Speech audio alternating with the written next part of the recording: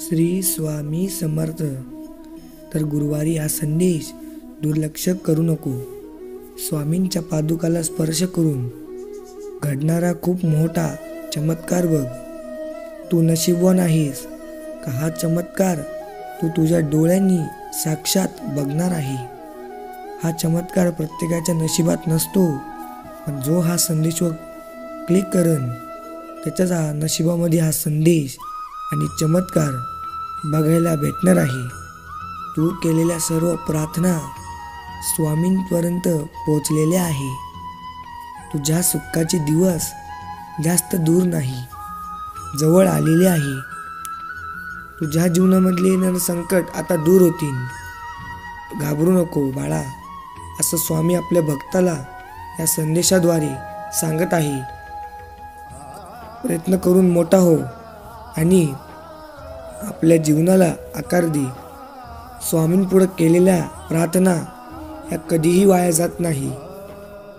तुझेही दिवस येतील, तुझीही वेळ बदलेन। तुझ्या सोबत कोणी वाईट केलं तर त्याला सोडून दे। त्याचं चांगलं करायचं का वाईट ते त्याच्या कर्मांवर अवलंबून आहे, पण मात्र तू तुझे कर्म चांगलेच ठेव। तुझ्या कर्मांवर तुझा हिशोब होणार आहे, तुझ्या पैशांवर नाही। म्हणून भगवंता हिशोब जो करतो तो कर्मांवर करतो, कोणाच्या पैशांवर आणि प्रॉपर्टीवर नाही।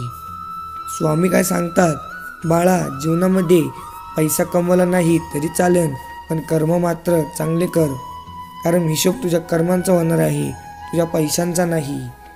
कर्म चांगले केल्याने आपल्या संगही चांगलंच होणार आणि कर्म वाईट केल्याने आपल्या संगही वाईटच होणार। म्हणून दुसऱ्यांना नेहमी अडीअडचणीमध्ये मदत करत जा।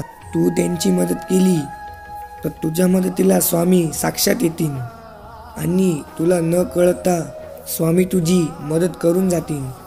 तुझ्या पाठीशी स्वामींचा हात कायम आहे।